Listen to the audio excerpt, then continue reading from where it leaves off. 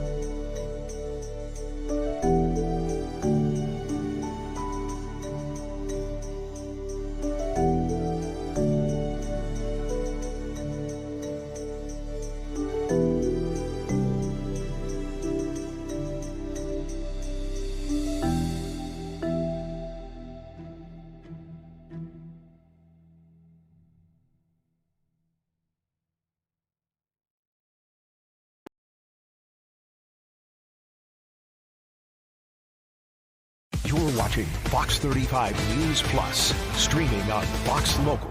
Welcome back into Fox 35 News Plus. I'm Garrett Weimer, and thanks for joining us on this Friday afternoon, live on Fox Local and on YouTube. We are still monitoring the U.S. Senate floor as some procedural votes continue, but I want to switch gears a little bit here and let you know about a brand new sports show that's now on Fox Local called Read Between the Sidelines, and it's with our sports team here at Fox 35 Orlando, Fox 13 Tampa Bay, and also Fox 5 in Atlanta. They break down the biggest games, names, and matchups in the Southeast region, and also answer whatever questions you might have. Here is a clip from that. You'll be able to check out the full episode later today here on Fox Local. Because it's time to hear from you, a segment we're calling Chime In, where we take your burning sports questions. Let's hear from Julie from Long Island. Julie? I'm wondering what you're thinking about the Orlando Magic this season. Do you think they're the best team in Florida? And where do you think they finish in the conference? Thanks. Oh, yeah, they're the best team in Florida. Between the Magic and the Heat, the Magic are the better team. As far as where they finish in the conference, I think they're top 3. I think the eyeballs are on the Cavs and the Knicks and the Magic this year. I'm going to say they finish 3rd. Kelly, what about you? Yeah, I definitely think they're going to be a top team in the East for sure. Obviously, we're in Atlanta. We cover the Hawks here. I think the Hawks actually have a chance to be a top 5 team in the league and not be in that play-in kind of conversation like they have in the last couple of years. I think to the question, I think the Magic are the best team in Florida for sure, and they should be better in the East as well. Sean? I I will go ahead and slot them in right there at number 3 in the conference. To answer the question, yes, they're the best team in Florida. They have been for the last 2 years. I see no reason for that to change. But I will be honest and level with you guys. We're in a hockey market down here in Tampa Bay, and I'm one of those basketball fans that I start to pay attention in March for college, and then when the conference finals and finals roll around the NBA, that's when I start to pay attention. But don't worry, because my 4th grade English teacher told us one time, if you don't know, ask. So I asked a Magic super fan friend of mine who has a podcast on this and all that stuff, asked him these questions. Just want to read you verbatim what he told me. Magic expectations are highest they've been since Dwight era.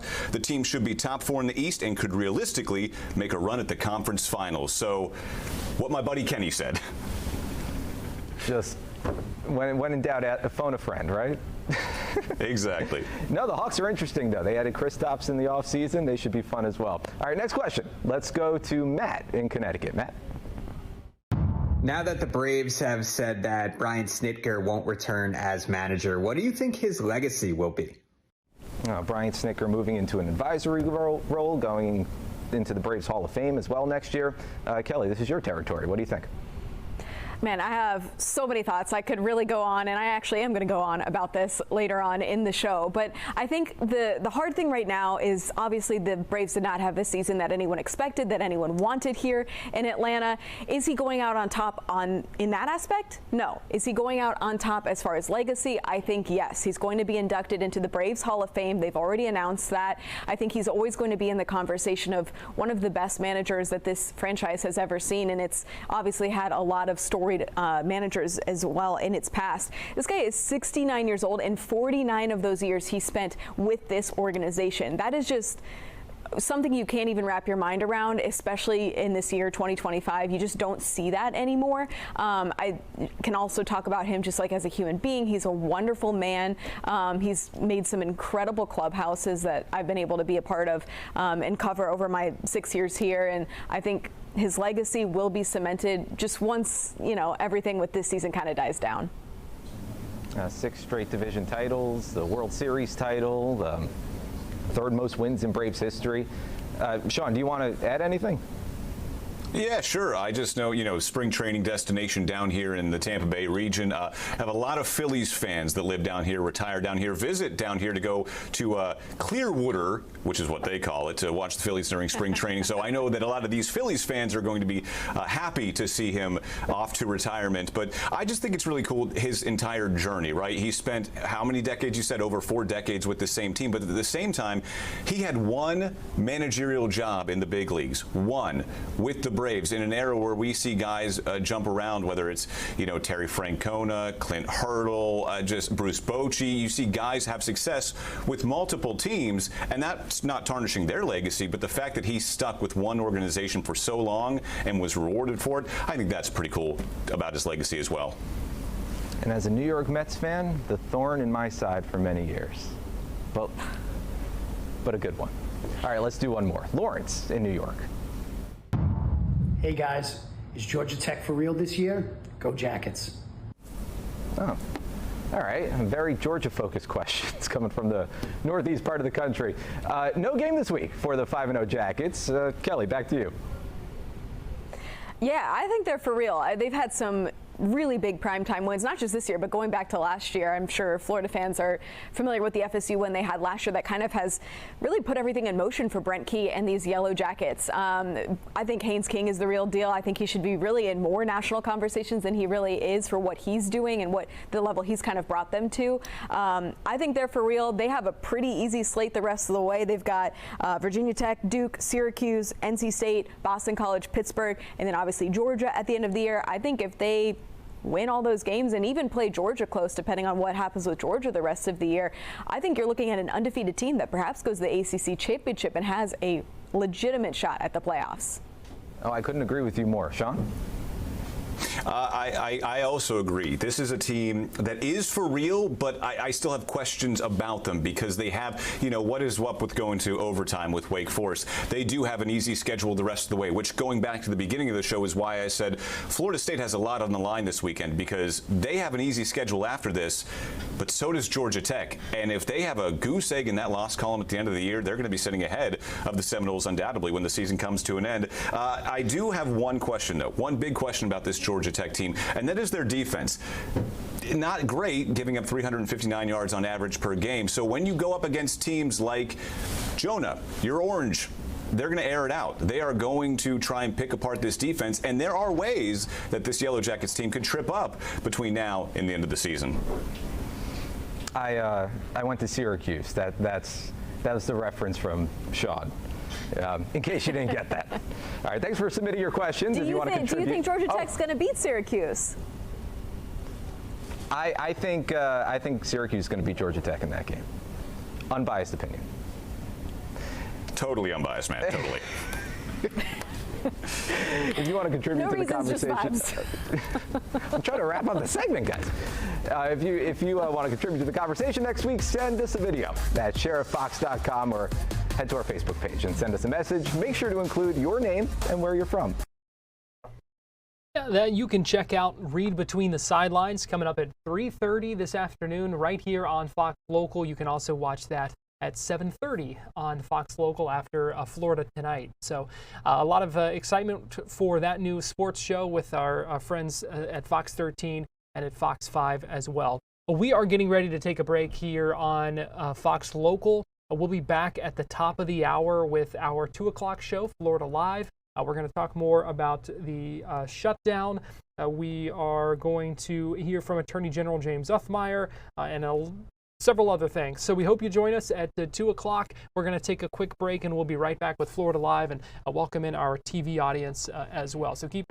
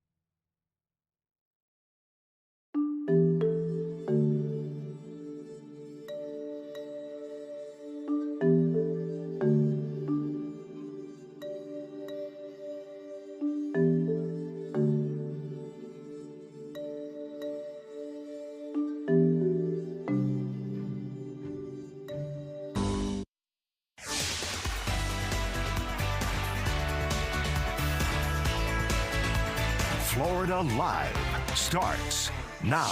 Well, good afternoon to you and welcome into Florida Live. I'm Garrett Weimer, and thanks for joining us on this Friday afternoon, live on Fox Local, YouTube, and on Fox 35. We've got a lot to get into in this next hour. Appreciate you joining us here on this Friday afternoon. I do want to start by giving you a live look right now at the floor of the U.S. Senate in Washington, D.C., where some procedural votes are underway ahead of potential votes on the funding bills that the Republicans and Democrats have proposed. It is day 3 of the government shutdown, partial government shutdown that we are seeing that will make a number of impacts, not just here in Florida, but across the country. Federal workers, flood insurance, trying to get mortgages, a number of different impacts across the state. And we have heard from a number of our lawmakers over the past few days. We've interviewed several of them here on Florida Live and also on our other Fox Local programs, including Fox 35 News Plus.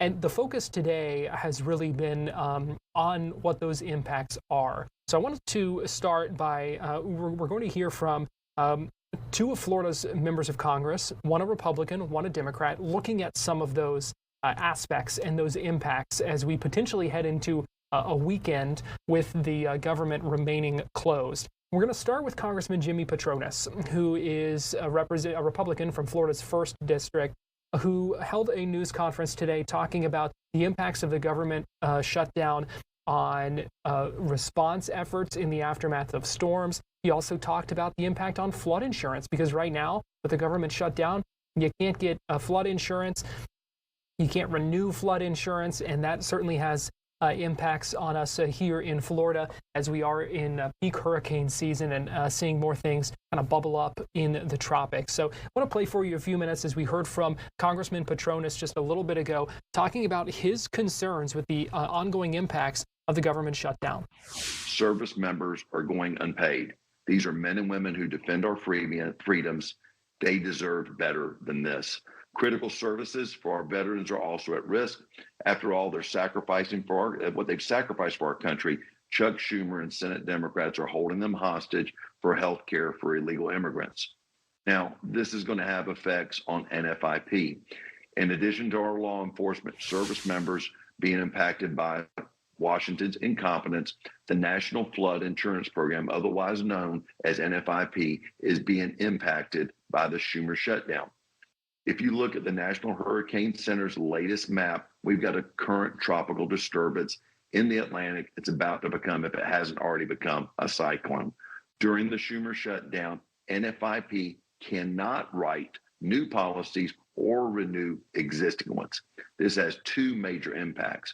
First, it's going to hurt home sales as buyers are unable to secure flood coverage during the shutdown. This is a big deal for Florida's economy. The Sunshine State accounts for 20% of all NFIP policies.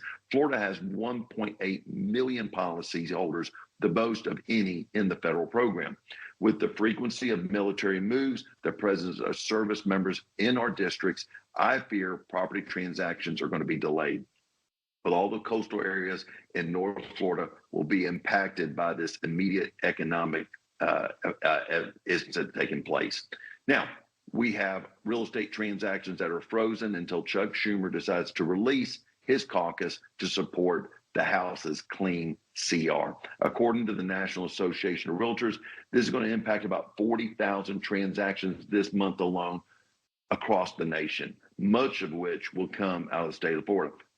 Second, homeowners cannot renew their policies, which is terrifying considering we're still part of hurricane season where Florida's experienced serious storms. In fact, Sunday is the 3-year anniversary of Hurricane Ian.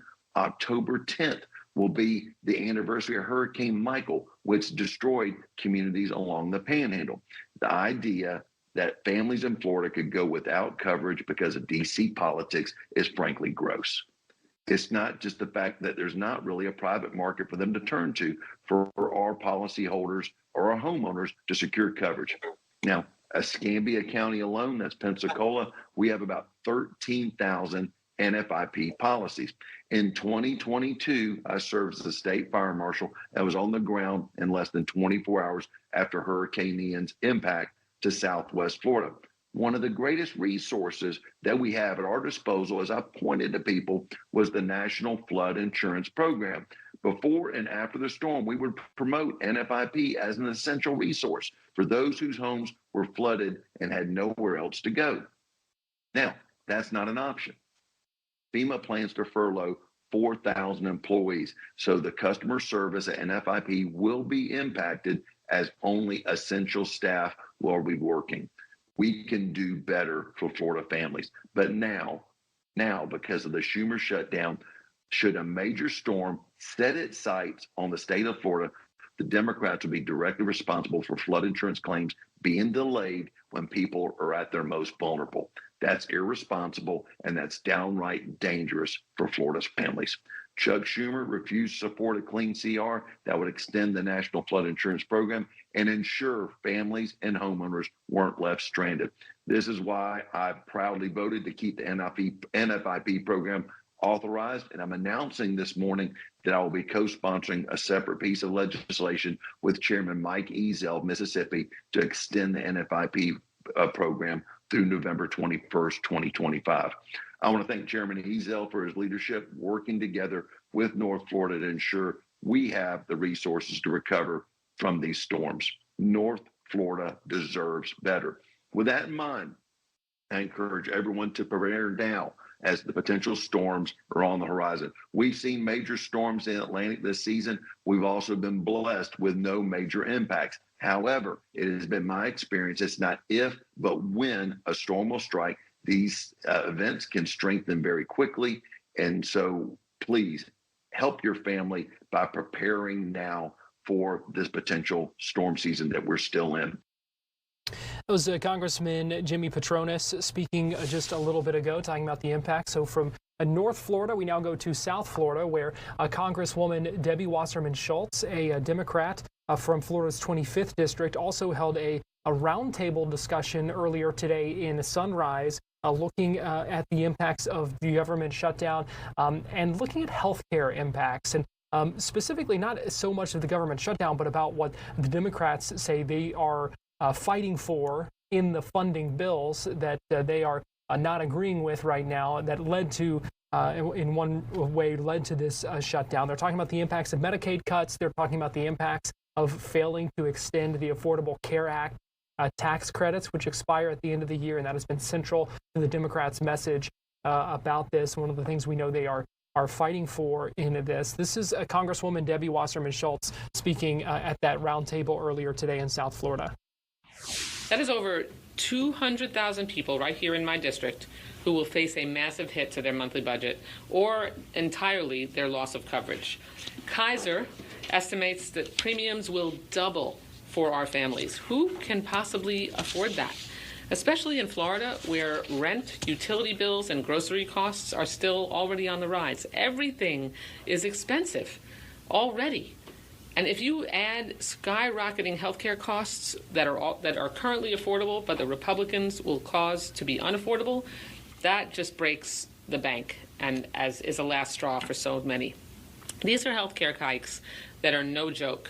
For example, a family of four earning $64,000 a year will see their premiums rise. This is in my district. Will see their premiums rise by $2,500 annually, or a 182% increase. We must avoid this financial catastrophe. Polls show that Americans overwhelmingly want us to extend these Affordable Care Act tax credits and cancel the Medicaid cuts. It's not even a close call. But Republicans have refused to even sit down and discuss it for months. This is not a new issue. It's not a last-minute thing that was added to the agenda by Democrats. This is something that we have been pushing and talking about that was an absolute necessity for months. Instead, Trump's far-right administration now is targeting blue states for illegal funding freezes, and the Republican Coward Caucus in Congress is going right along with him. Plus, Trump's also using this shutdown to unleash unlawful, lawless layoffs of federal workers. This is hostage-taking. That is what the Republicans are doing. I mean, what they are doing is they're saying if Democrats don't just roll over and stop fighting to lower people's health care costs, then they're going to suddenly start firing thousands of federal workers, which is likely unlawful. That has never happened in a shutdown. And to suggest that that is something that is the reason that we should agree to step aside and stop fighting to reduce people's health care costs is an outrage. As a breast cancer survivor, I can tell you, when one day you are the picture of health and the next day you're a cancer patient, and I have hundreds of thousands of people who wouldn't be able to do what I could do, which is when I found the lump myself 17 years ago, I was able to go right to a doctor because I had health care coverage. I was able to make sure that I got checked, and that's what confirmed that that lump was cancer. In the conversations I just had with healthcare leaders in my district, they were very clear that there were thousands and thousands of people in our community that will cease being able to do exactly what I was able to. And that is an unacceptable situation. It means people will go without health care. It means they will have to use the emergency room when they are only so sick that they have no other option. This is going to all end up in court, especially the thousands that Trump is saying he's going to fire. But that Republicans are just rolling over and letting him do it, and that they're so dug in that they won't focus with us as Democrats on lowering people's health care costs is mind-blowing. What Democrats... Congresswoman Debbie Wasserman Schultz speaking earlier today in Sunrise. I can also give you a live look right now. This is House Minority Leader Hakeem Jeffries, Democrat from New York, speaking live right now on the government shutdown as the Senate prepares for some key votes this afternoon. We're going to take a break here on Florida Live, but we'll be right back after this.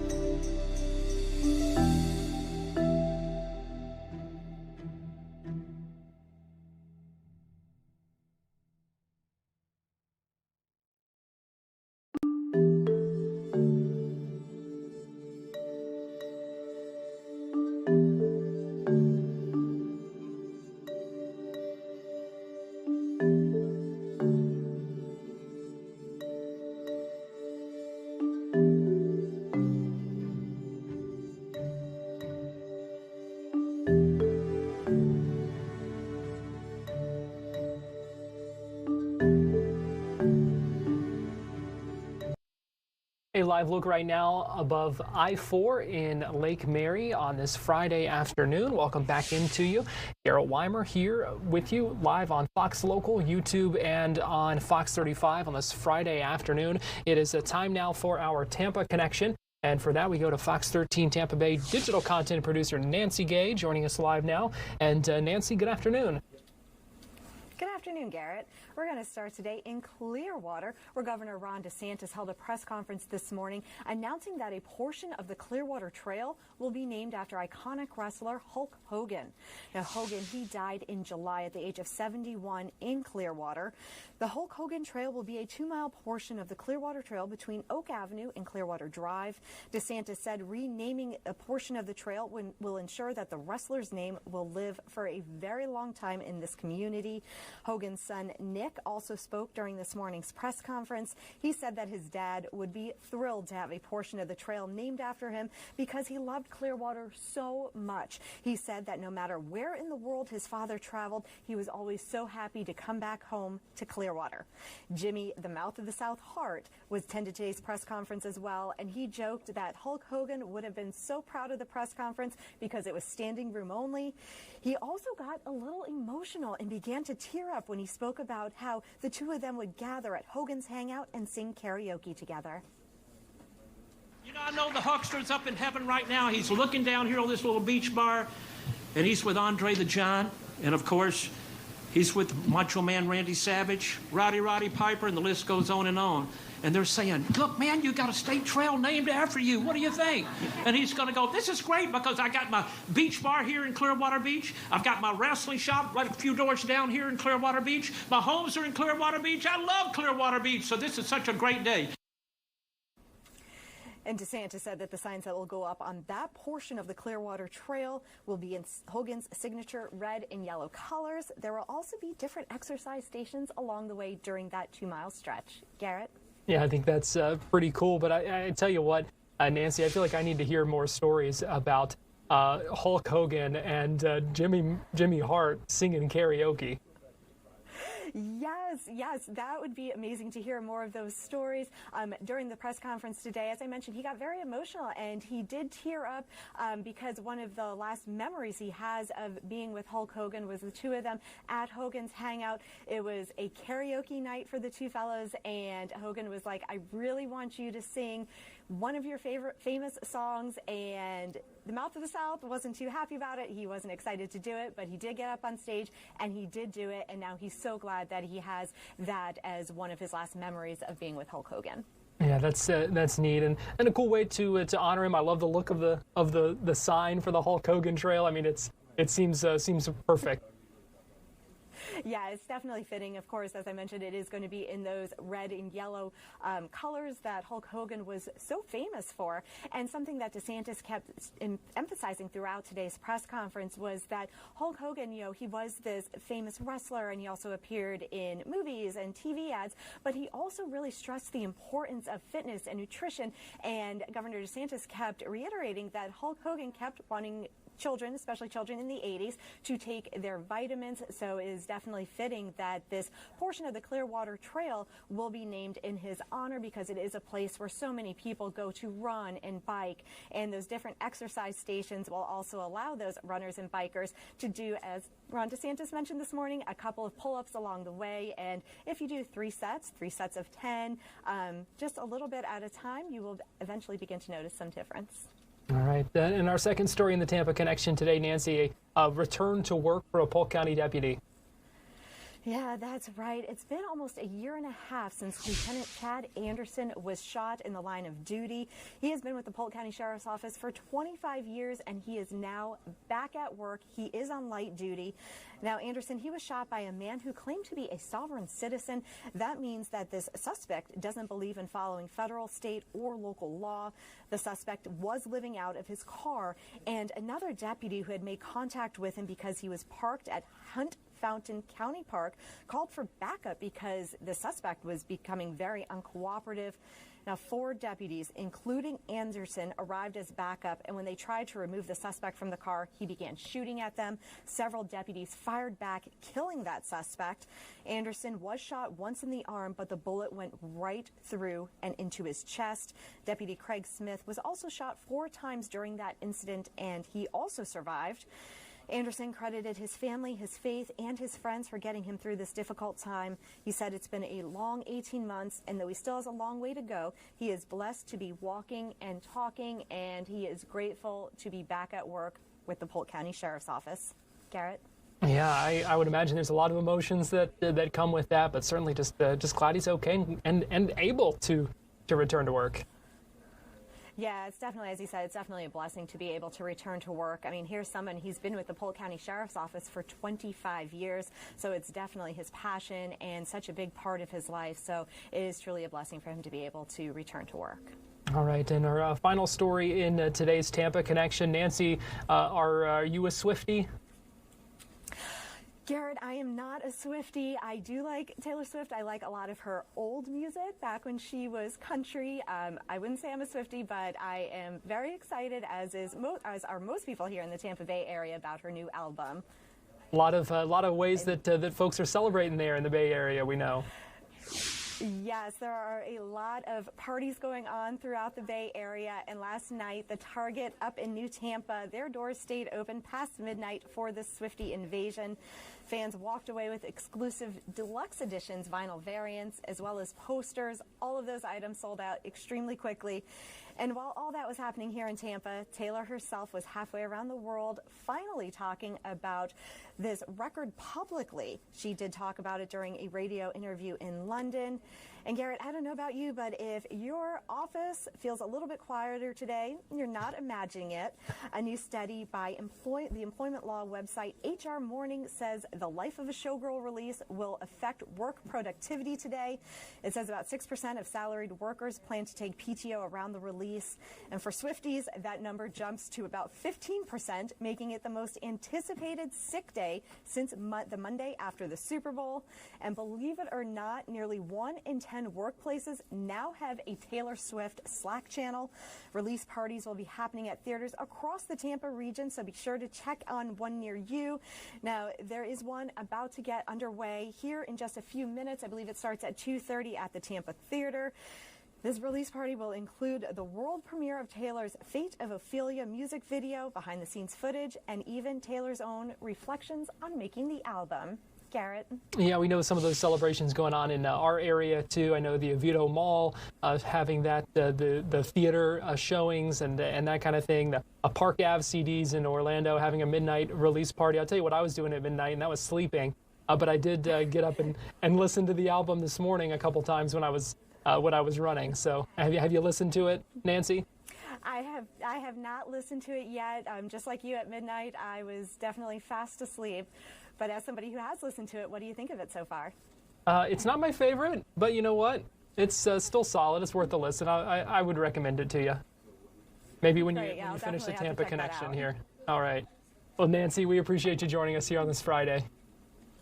Thank you. And before we go to break here, I do want to play a little bit more for you of this interview with Fox 35's Ryan Elijah, having the chance to speak with Attorney General James Othmeyer earlier this week. They talked about a number of topics. Yesterday here we played for you as they discussed the state attorney, Monique Worrell, and how the Attorney General and the governor have kind of traded barbs with Worrell and issued some threats in some ways for the way that she is carrying out the policies and the duties of her office. They talked about a number of other topics as well. One of them was open carry. And also the portal that the Attorney General's office just opened, looking at violent extremism and asking for tips from people who are maybe making posts or saying things or saying things with some concerning language. So political violence, they're crackdown on that, and open carry. Here's that conversation from Fox 35's Ryan Elijah and Attorney General James Othmeyer. And a lot of what you do is pursuing crimes and charging them, and part of this is, and we've seen with the rhetoric, trying to prevent them, and that's part what the portal here is for violent extremism. This is recent. What have you seen on this? What are you hoping to accomplish with this? What should people know about it? Yeah, in the wake of some of these, horrific murders that have been out there, we've seen an uptick in, violent rhetoric online, and some of that rhetoric does evolve beyond free speech into threats or targeting certain individuals in a violent way. That is a crime. So we opened up this portal where people could write in if they're aware of some of these more direct violent threats to create kind of a one-stop shop for us to coordinate with law enforcement, look at context, look at evidence, and figure out if there does need to be a response in certain cases. The more eyes thinking that the more eyes and people that see this might prevent something, because a lot of times we'll run something and someone will say, well, how did no one see this coming? That's right. You know, we don't want to have to wait until somebody has shot, until somebody's laying on the ground injured or dead. We want to be proactive and try to prevent a crime that we think is imminent. And look, there is a lot out there that's just speech that you might disagree with, that I might disagree with. The First Amendment does protect people to have strong disagreeing views, but where that speech does direct or target, you know, violent attacks, law enforcement does have a duty to engage. You talked about meeting with sheriffs and, of course, law enforcement. And open carry was a big discussion coming forward. And a number of them had come on air and said, look, even before this law goes into effect, this is essentially how we're going to police that. Where do things look right now that it has transpired? Well, Florida was one of the few states left that doesn't permit open carry. The First District Court of Appeals, the court up in northern Florida, ruled that our prohibition on open carry is unconstitutional. It violates the Second Amendment of the U.S. Constitution. So that ruling does now become the law of the state. Open carry is allowed, but I tell people at home that doesn't mean you can carry a firearm anywhere. There are still other restrictions in state law. You can't carry it into schools, and you know, law enforcement does have tools to prevent holding of a weapon that's threatening, that's rude, that's careless. Sensitive areas like courthouses and, you know, city council meetings, law enforcement will be able to put restrictions in place. What's been the feedback from law enforcement? I'm sure it's different from county to county. Sure. I think most law enforcement, you know, they defend our United States Constitution. They're glad to see that we're respecting constitutional rights, but they're also cautious in this time of transition. They know there's going to be people out there that engage in poor behavior and act carelessly, and that's not right. If you abuse this, if you engage in a way that's threatening or violent, we will hold you accountable. While we're strong defenders of the Constitution, we're as strong in enforcing the law and protecting our citizens. So that was the part of the conversation with Attorney General James Othmeyer. We're going to take a quick break here on Florida Live, give you a live look at Daytona Beach from our Hard Rock Hotel camera on this Friday afternoon. We'll be right back with more, so keep it here on Fox Local, YouTube, and Fox 35.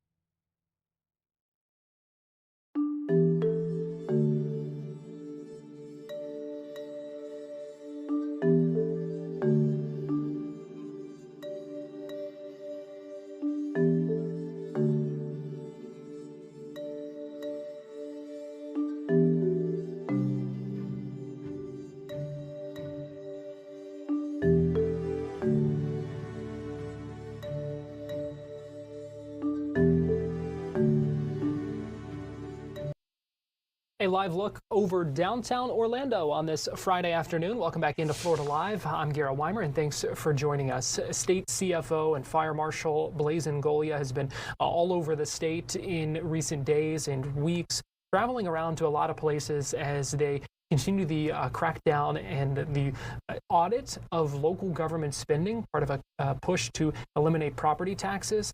But the CFO held a news conference yesterday in Sebring, which is in Highlands County, kind of in his role more as the state fire marshal. And he was talking a lot about fire departments, funding for fire departments, support for fire departments across the state.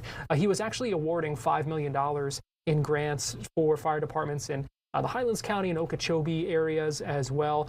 Talked about the grants for equipment to help protect firefighters from contaminants, which is something that they deal with and that poses a long-term risk for them as well. So I want to play for you as we hear some of the remarks from Blaise Ngolia and also the president of the Florida Fire Chiefs Association about the importance of some of these state grants that are going out to fire departments really all over the state right now.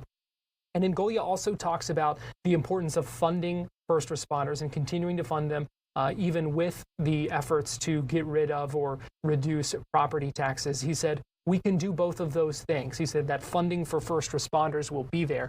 Here's what Blaise Ngolia said.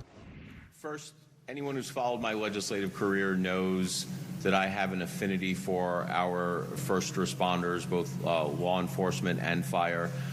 So given the opportunity to become the state fire marshal, in addition to the other duties, I jumped on it. My legislative career, I have always stood up for our law enforcement, particularly our firefighters. I was instrumental in getting cancer presumption coverage passed for our firefighters, because I know exactly how important that is to the firefighter community. Also helped pass PTSD coverage for our first responders, because look, I get it. You guys see some very horrific things out there, and mental illness needs to be taken care for and cared for by our community. And that means being good stewards of the people who actually sit there and actually help us and protect us. Our first responders, our firefighters are very important to the state of Florida. They're very important to our communities. So just some statistics. A fire department responds in Florida every 9 seconds. An EMS rescue call occurs every 13 seconds. A fire occurs every 11 minutes, and a vehicle fire occurs every 61 minutes.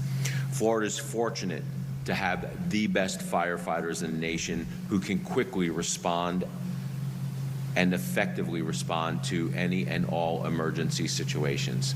It's one of the reasons why when you see tragedies happen across the U.S., we're sending our best to go help them, so other states realize just how great our firefighters are. But with that, that is why we must ensure that our fire stations and our firefighters in these communities have the equipment they need to keep Florida families safe and to keep themselves safe, perhaps more importantly. Unfortunately, firefighters have a higher risk of being diagnosed with cancer. Certain types of cancers are linked to the firefighting community and fighting these fires. And for people who do not know, I'm sure the people in this room know, is that fighting fires 50, 60 years ago is much different than fighting fires today. 50, 60 years ago, there were wood structures, burning wood, a fire would go up, a house would go up in flames, and the firefighters would be able to go in and you're burning wood. But today, those fires are plastic, they're petrochemicals. And not only do our firefighters inhale and ingest some of that, they absorb it into their skins. So it is very, very vital that we give firefighters the tools to decontaminate themselves, because we want them to live long, fruitful lives. We always say this when it comes to our firefighters and our police, is that when they leave in the morning, sometimes they don't know if they're going to make it home at night. It is just the risk of the job that they take on willingly to protect the families of the communities. So with that, guys, give our firefighters a big round of applause for everything that they do.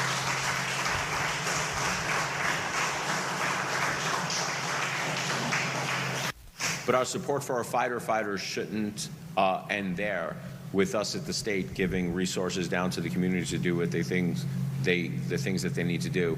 It's also incumbent upon our local governments to make sure that they have the tools that they need and the funding that they need in order to adequately fund our firefighters.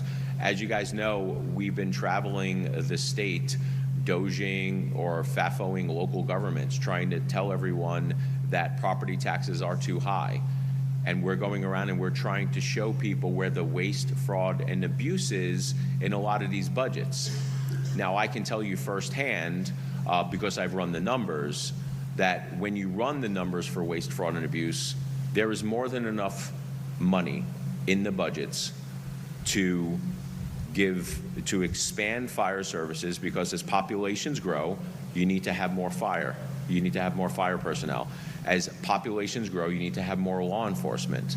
So when we calculate these numbers and we are coming up with these sometimes eye-popping numbers for amount of money that local governments can cut property taxes, because property taxes is a serious issue right now, I know firsthand that there is more than enough money to fully fund law enforcement, to fully fund our firefighters, fully fund our hometown heroes. So every time you hear me talk about making sure that we get property tax relief, in the very same breath, you will hear me talking about how we need to fund our first responders also, because it is that important. I just want to make sure everyone knows that I am standing with the firefighter community. I am standing with the law enforcement communities when it comes to property tax relief. We can do both. We can walk and chew gum at the same time. We can sit there and cut the budgets, right-size the budgets, and also give property tax relief. But you know what, another thing? You know who also pays property taxes? Firefighters, right? So while firefighters are out and arguing with local governments or negotiating with local governments for higher pay, an easy way to make it easier for firefighters and law enforcement in the community is cut their property taxes, because they too have housing payments. So no one will work harder for property tax relief and making sure that we are funding our fire and police than I will. That is a promise. We all know the risks that firefighters take. You know, we run towards the smoke and the fire, and what a lot of folks don't know is we run towards the contaminants as well. These grants, specifically the decon grants, allow fire departments, large and small, to purchase equipment that will get those contaminants out of our gear, off our bodies, and out of our we call it PPE, our firefighting gear. That makes for longer careers, more value to the citizens, allows these folks that come in and do this and put themselves in harm's way not to have to take this nasty gear home and wash it in their laundry with the sheets and the bed sheets and their kids' clothes.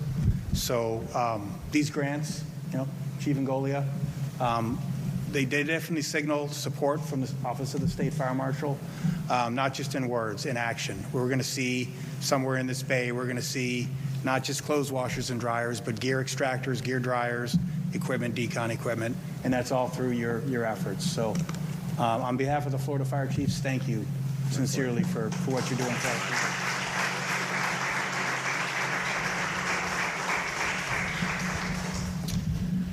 Yeah, it's, you know, and just going to be brutally honest here, when I first started realizing the dangers of some of these cancers and the risks of fighting fighters today, I know there was a fight in the legislature years ago where firefighter presumption and PTSD coverage, cancer presumption and PTSD coverage were being filed year after year in the legislature, but it never got across the finish line.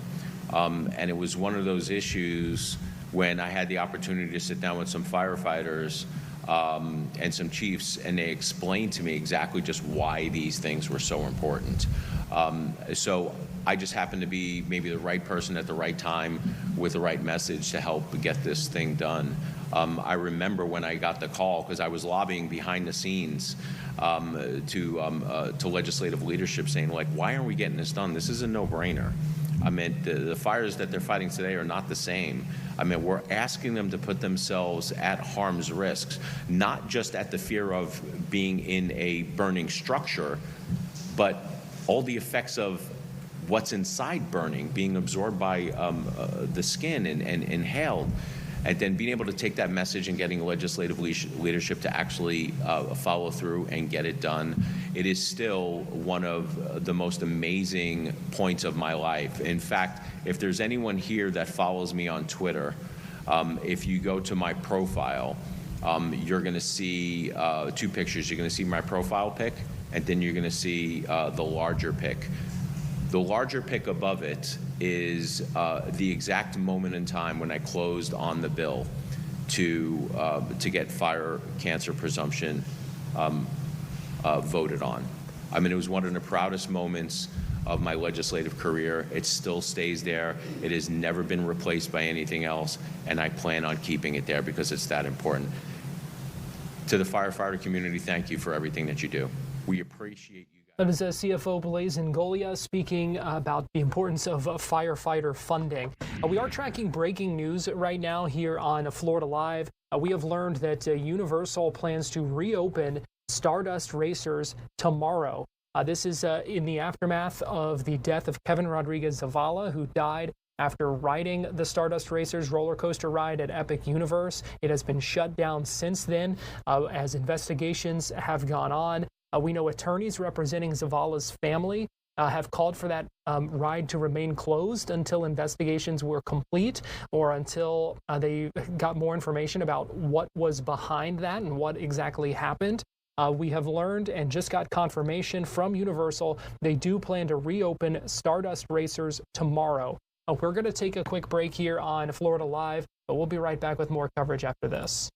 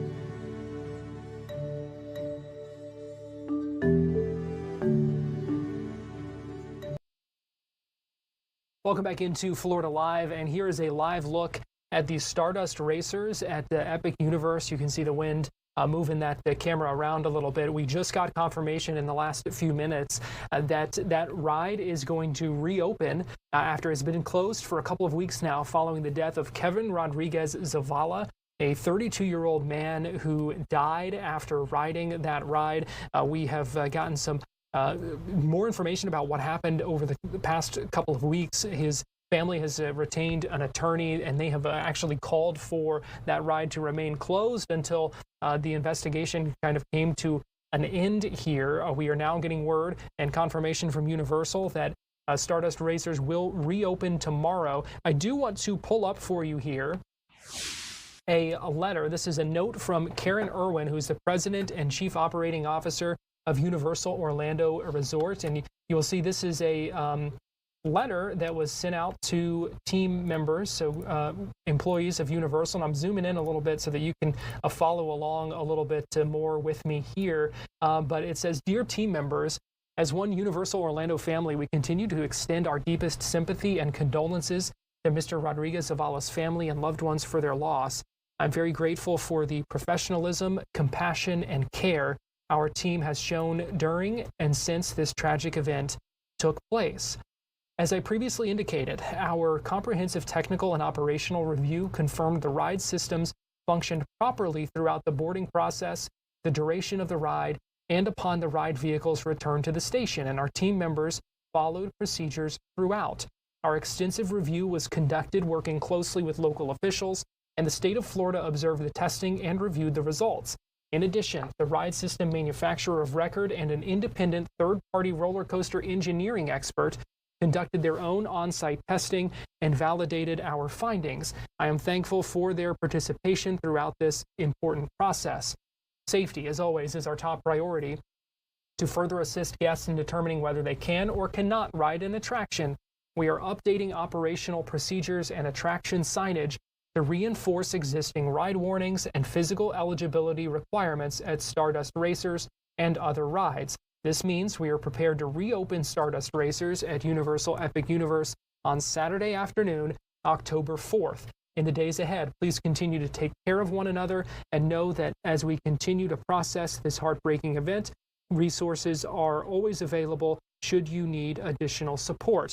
I am confident we will continue to deliver extraordinary guest experiences that make our destinations so special. Thank you for everything you do every day. With care and appreciation."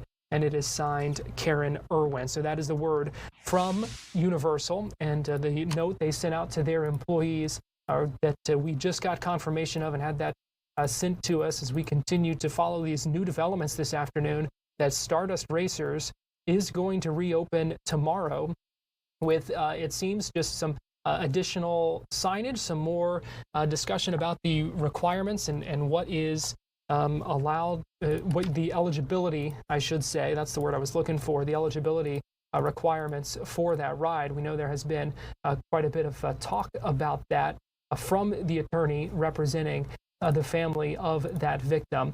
I want to bring in now Theron White, who is the lead publisher of EYNTK.info. And Theron, we're talking about the reopening of Stardust Racers with some of this new signage. And I just curious to get your thoughts on these developments here as we get this confirmation late this afternoon after it being closed for a couple of weeks now. Yeah, it was certainly a surprise when we first learned of all of this news weeks ago, and there's been kind of rumors back and forth. Is the ride going to reopen soon? Are they going to have to change stuff? I see this right now, the way that it's been posted and that some of the email has been shared online from the Universal representatives. Murky. Because of that, it appears that the ride was built and it's still maintained to be safe in the way in which they wanted it to be. The manufacturer confirmed that it's safe. Universal's saying that it's safe, but this signage is going to go into a little bit more detail to explain this is a high-speed attraction. This is a thrilling attraction. There's a lot of G-forces. This is going to be a lot on your body. As someone who has ridden on this roller coaster, it's very close to if you've gone on something like the Velocicoaster. It's a very high-speed attraction. It does go upside down. It does put a lot of force on your body, and it sounds like that's what Universal is going forward with, is to more so explain, hey, this is what you should know before you get on the attraction. Now, this is not saying that they didn't have that before. They did have signage that explained the ride and said you shouldn't go on this with certain conditions. But while we don't know what the official signage change is going to be now, it does appear that they're going to maybe add something in, or maybe they'll have more warnings, maybe inside of the queue or outside. We'll have to see, and maybe you guys have confirmation of exactly what they wanted to say. But from what I have seen, it sounds like they're just really trying to clarify The ride itself is built safe as it was supposed to be. It was checked, it was manufactured correctly, but now we're going to add in some additional details to really show to people who are showing up to this park what exactly they're getting into. And like you mentioned, there is some of that language that you see in on mini rides that you get on that I think a lot of people may just walk past without paying a whole lot of attention to in some cases. So what do you kind of expect to see from this? Could we see it maybe more prominent, or what do you kind of expect from these changes in this new signage? Yeah, like you were saying, there is signage for every single attraction, and that's not just a Universal thing. Whether you're at Universal, Disney, Legoland, SeaWorld, all of the rides around the United States, we do have this signage that explains, hey, if you're pregnant, you shouldn't go on this. If you have back conditions, even the very, very slow rides like Yoshi's Adventure at Epic Universe has signage that explains this might not be great for everybody. So for this specific attraction, of course, we don't have those exact details of what they're going to change, but it could be something like, while you're in the queue, they may say over the speakers repeatedly, maybe once every 5 minutes, this is a high-speed attraction with certain things. You're going to go upside down. You're going to experience a certain number of G-force on your body. The signage that they have outside, maybe they're going to get bigger signage or have something that's specifically in the queue. It could even be one of those things that after you've gone through the security check and there's kind of a secondary queue to decide if you're going to go on the green side or the yellow side, they might have additional signage there and things where they're trying to check for people. It's a little difficult. For anyone that has certain medical conditions, of course, they're not allowed to assume. You can't really just say you can't go on this ride because of this or that. It's the same thing like if a woman is pregnant, you can't technically tell her she can't go on an attraction. So because of that, I don't see Universal technically forcing someone to not go onto the ride. I think this is something where maybe the signage they have is going to be repeated in place after place after place. Maybe it's something that's going to be on the stairs and then it's next to the lockers and maybe a little bit bigger signage. I'm not exactly sure, but it sounds like the way that it's been worded, they're just going to take the existing signage they have now, maybe be a little bit more specific on maybe the type of forces that your body will experience, and then put it in more places. Theron, and I know you worked at a theme park previously, and I'm curious about what kind of this means for the the workers who man the ride of Stardust Racers and what that process is. You kind of talked about it a little bit and some of the things that you can and can't do, but I'm curious. I would imagine that there would kind of be a point of emphasis for these workers who are going to be getting people on this ride. Yeah, and that's the kind of part that we still need some more clarity on is, according to this, since nothing on the ride is changing, it appears that the ride operated the way it was supposed to, and they did what they were supposed to. If Universal had come back out and said the ride is going to reopen, but we're adding a new restraint system, or we're going to change this, or we're raising the height requirements, then I think that Universal, in a sense, would be accepting that part of the ride needed to be modified for safety. But from what it appears, they're not changing that. So, in a sense, I mean, this was a tragedy not just for this family, but for anyone that was involved and saw this. I know that is very traumatic, and the team members that were involved with getting them on the ride. This was a horrific event for everyone that was involved, right?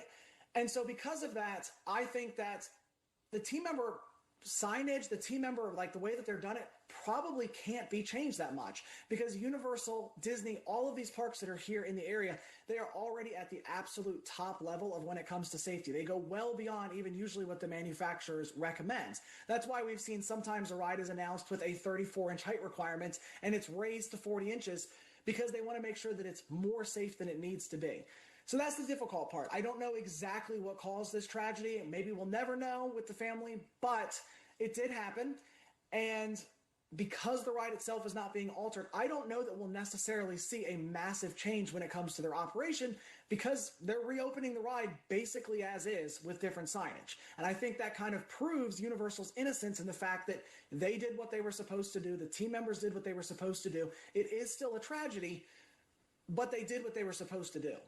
All right, Theron White, lead publisher of EYNTK.info. We appreciate you joining us and for this breaking news this afternoon here on Florida Live. Absolutely. We're going to take a quick break, and we'll be right back after this.